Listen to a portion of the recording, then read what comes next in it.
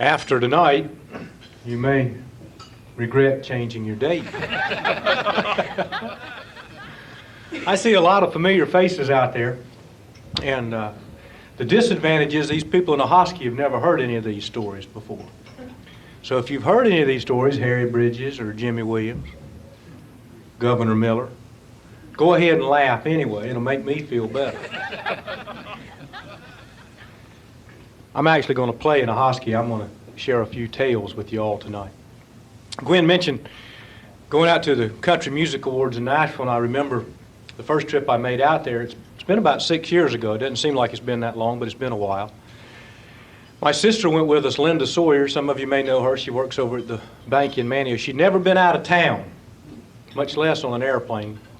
She was quite apprehensive about the whole trip, to be quite honest. And we got on, 64 Interstate through Norfolk, and saw the sign for the airport there, and we turned off on the exit, and riding along, and she began to just scream and shake, and I said, "What's the problem?" And she pointed out to a sign that said terminal building. I tried to explain to her, I said, "You don't have anything to worry about. That's just where they're going to unload the passengers and load the passengers." We calmed her down a little bit, got her on the airplane, and started taxiing out to the runway to take off. And the stewardess began explaining what to do in the event that the plane should crash. Now this bothered her quite a bit too. She said, "Now, when this mast comes down from the ceiling, that means there's a hole in the cockpit." Well, at that point, Sister reached up and grabbed the chair in front and started shaking. The only bad thing, she had the hair of the woman in that chair. At the same time, we had to pry her hands off. She had a death grip. She began to explain how the seatbelt worked, and then she went into the part about the life-saving cushion. That is your life preserver in the event you go down in the water. You all have heard that, I'm sure. Sister looked over at me. She said, "How much water is there between Norfolk and Nashville?" I said, "Not much." She said, "I don't want a cushion that'll float. I want one that'll bounce me up out of a cornfield." At that point, she began to move towards the back of the plane. I said, "Where are you going?" She said, "I have never seen them back one of these into a mountain." Finally, we got out to Nashville. I was paying for everything. Got us a great motel room. It was $19.95. Now I know it's a cheap sleep. I understand that. Got signing in, and while I was signing in, a bed bug crawled across the registration book. That's the first time I've ever had one look to see which room I was staying in. Anyway, we got on down there to the motel, went in the room, and I knew right away I was in the presidential suite because I could tell by all the jelly beans and the peanuts laying around in the floor. You can imagine for 1995, it was not a big room. You've seen them small ones. You got to slide into the shower. You know, John. Yeah. Have you ever backed out of a hot shower into a cold brass doorknob? With the key still in it? Come a knock on the door, lady said, "This is a maid." I said, "Whatever you do, woman, don't turn that doorknob." Anyway.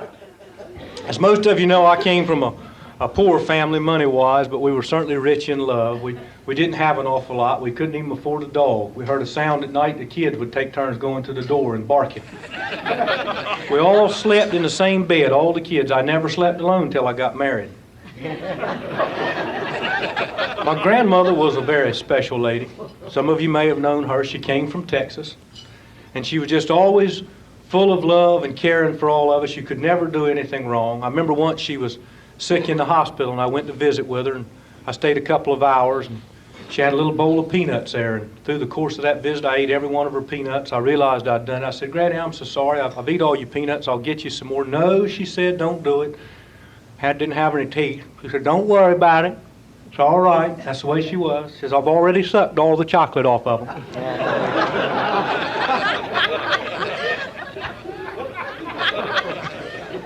You need to explain that to him back there in the green shirt. He didn't quite get that. The fellow in the white shirt got it. Gwen was talking about my education. I did go to Manio High School on historic Roanoke Island. History is one of my favorite subjects. John Bone, who is now, I guess, the executive director of the Outer Banks Chamber of Commerce, was my history teacher. I remember sitting in there one day. John looked at me and he said, "Ken," he said, "who was the first president of the United States?" Needless to say, I was puzzled. I rubbed my chin. I looked back over at him. I said, "Who do you think was the first president?" He looked back at me with those stern eyes. He said, "I don't think, I know." I said, "I don't think I know either."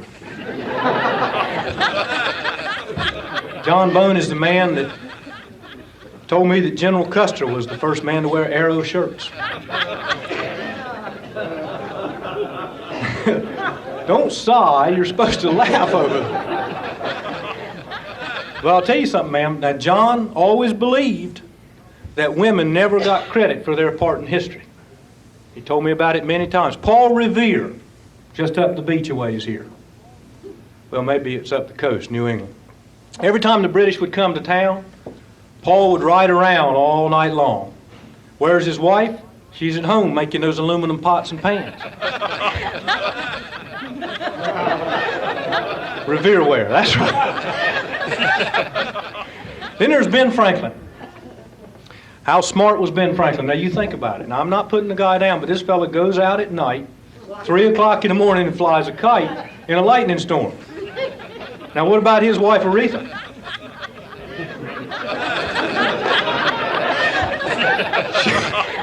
She's the one who told him to go out and fly a kite. Let me tell you a little bit about some of my family. Some of you know them too. They're from around here. We're all hoity-toiters. One of my favorite nephews is Rex. That fella smiled. You know Rex, don't you? Yeah, he knows him. Yeah, he's a Republican too.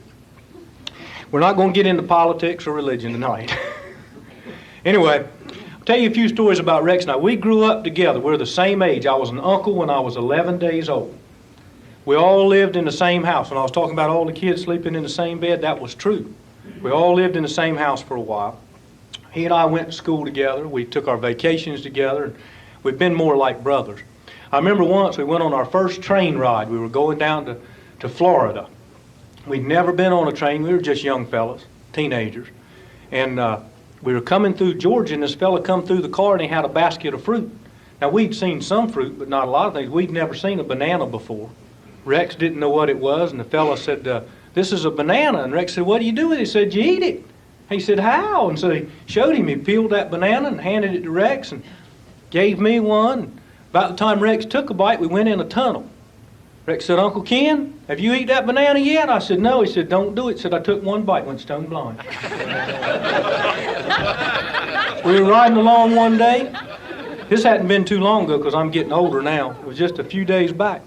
Saw a sign on the side of the road said, "X-Lax will make you feel younger." He looked at me. I said, "You bet, buddy." We pulled off at the next store. We bought 2 great big boxes. We eat his whole box. We rode along a while. He said, "Do you feel any younger?" I said, "No, not a bit." He said, "Let's eat your box." So we ate my box of X-Lax. He said, "You feeling any younger now?" I said, "No, I ain't feeling no younger, but I just did a very childish thing."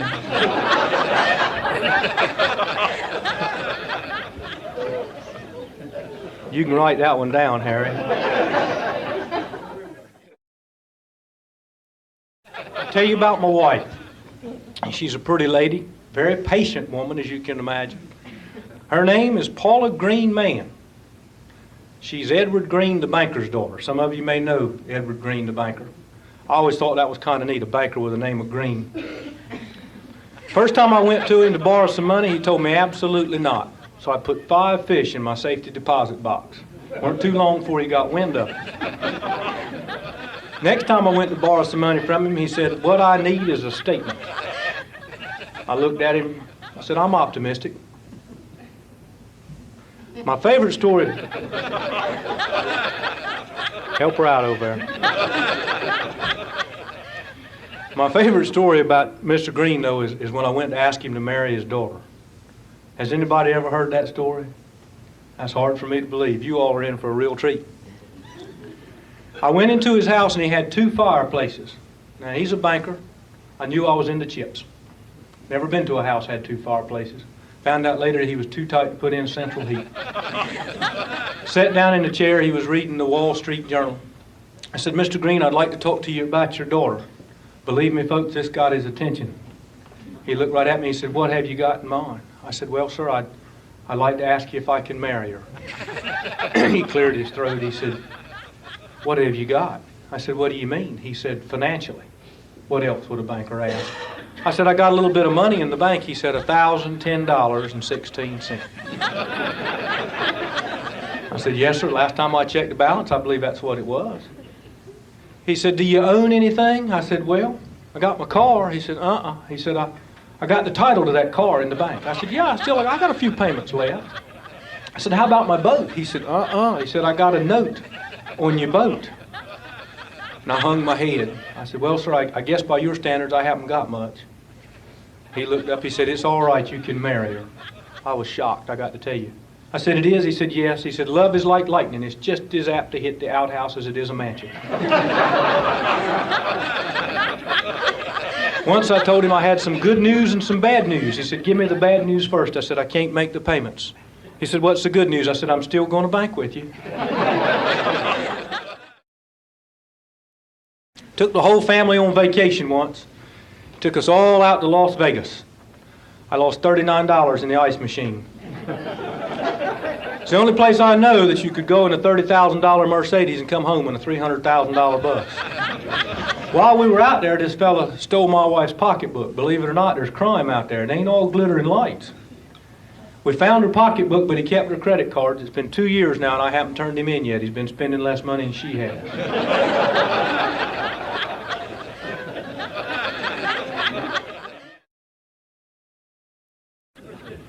This gentleman, this table over here, lives in my neighborhood right here, Uncle Jimmy. We got a nice neighborhood, don't we? Live out in Wanchese. How many of you been out in Wanchese, North Carolina lately? Anybody been there lately? Isn't that a quaint little village? You can see the fellows mending their nets along the side of the road. Nice little community. Got 2 churches down there. Jimmy and I go to the Methodist church right in the fork of the road. A couple years ago, right in the dead of summer, a hot August night, they have church at night out there. We were sitting there and the choir was singing. There was an older couple, the Danielses. And they were sitting over by the window and they were up, little breeze coming through. And old Mr. Daniels' mind began to wander and he was listening to the crickets outdoors. Finally, the choir finished their selection and his wife said, wasn't that beautiful? He said it was, and to imagine they do that by rubbing their legs together. Got one fella lives on the corner between Uncle Jimmy and I, and he drinks just a little bit. When he drinks, he likes to borrow things. We don't like to say our neighbors steal out there. We like to say they borrow things. And just the other day, I seen him taking the gate right off the hinges out in front of the house. But I didn't say a word to him because I was afraid he might take offense. I was out. You can write that one down too. I was out in the backyard day before yesterday. Pretty spring day, weren't it, huh? I was barbecuing. I was turning the spit. He'd had a few drinks and he come around the corner and he said, Ken, I hate to tell you this, he said, but your organ's not playing and your monkey's on fire. Picked him up the other day, brought him to the courthouse. Judge says, you've been brought in here by 2 police officers. Drunk, I suppose. He said, yes, sir, Your Honor, both of them. Circus came to town. Only been here once. We'd never seen it before. Wouldn't you know it, the elephant got loose and ended up in my wife Paula's garden. She'd never seen a real live elephant. Phone rang, picked it up. She was in hysterics. This huge monster's out in the garden out there. And I said, slow down, calm down, tell me about it. And it's big and it's gray. I said, well, what's it doing? She said, it's picking up potatoes with its tail. I said, what's it doing with them? She said, you ain't never going to believe it if I tell you.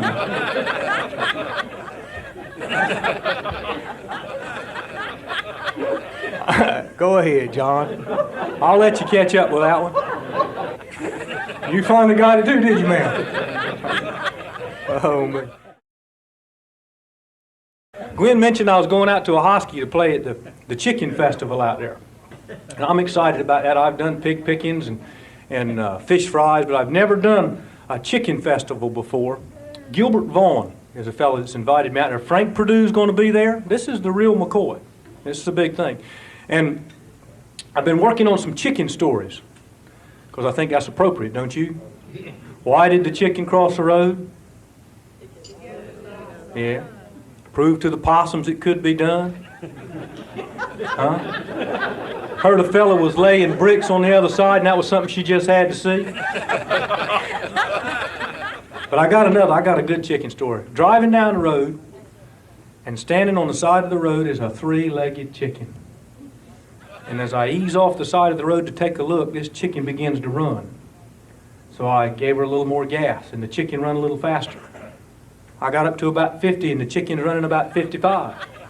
Got up to about 60, the chicken's running about 65. Just far enough ahead of me that I can't get a good look at this chicken. Suddenly, the chicken makes a 90-degree turn over a little bridge, over a creek, and into this farmyard. And I turn right in behind, and there's a whole flock of them. A whole flock of three-legged chickens. I stop the car, I get out. Farmer jumps off his tractor, he comes over, he says, "What can I do for you?" I said, "I've never seen nothing like it. Where did these three-legged chickens come from?" He said, "I raised them. I bred them that way." I said, "Why?" "Got 14 young'uns, and they all like chicken legs. There was never enough to go around." "So what does it taste like?" I said, "I don't know. I've never been able to catch one."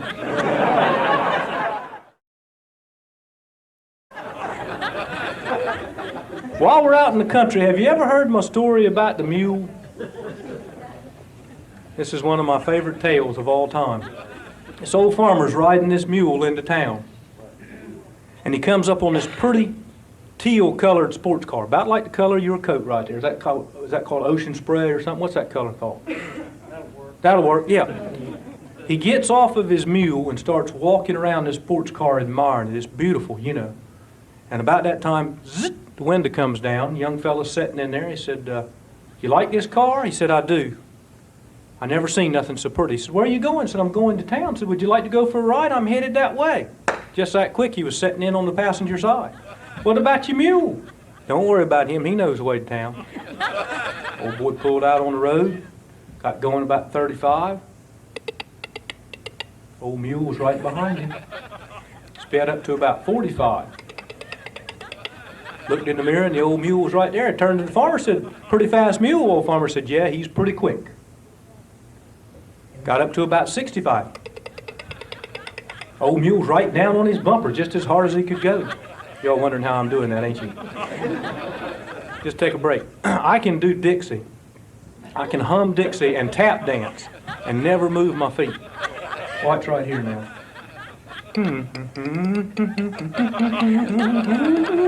What do you think about that? Back to the story.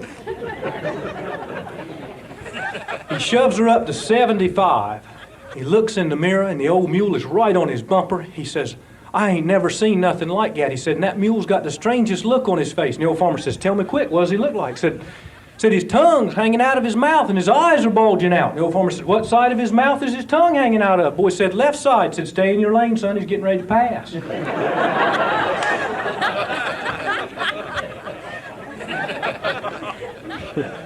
You've never heard that one. If you'll come to a hosky, you can hear it again. It's really good to laugh, isn't it? Y'all are good listeners, too. You're paying such careful attention. There was a young fellow who was a skydiver once. He was learning how to dive, and he didn't pay careful attention. He didn't listen like I tell my boys to listen. Come time for his first jump, and he bailed right out of the airplane. He knew they said to pull something, but he didn't know what. He was snatching on his buttons and pulling on his trousers, and nothing was happening, and he was starting to get scared, and he looked, and there was a fella coming from the ground up about as fast as he was going down. He thought, "This is my lucky day." He said, "You know anything about a parachute?" The fellow went by and said, "No." "You know anything about a gas stove?"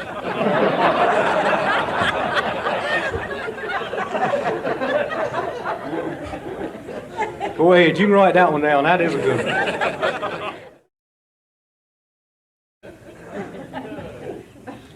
Rex and I are going to Canada. That's where my mama's from, eh? That's where my mama's from, eh? Canada? Oh, you got that, okay. Anyway, got out on the turnpike, headed up that way. Saw a sign said, "Clean restrooms ahead." Cleaned 750 of them. Took us 3 weeks to get there. Finally, we got up there and did a little bit of ice fishing. Sat around the hole there for a while. Weren't catching nothing. Fellow went by on a snowmobile. Rex said, "That's what we need to be doing, trolling." After a while, we caught us a couple 100 pounds. Brought it back, went to frying it. If the Coast Guard hadn't come along when they did, we'd both drowned.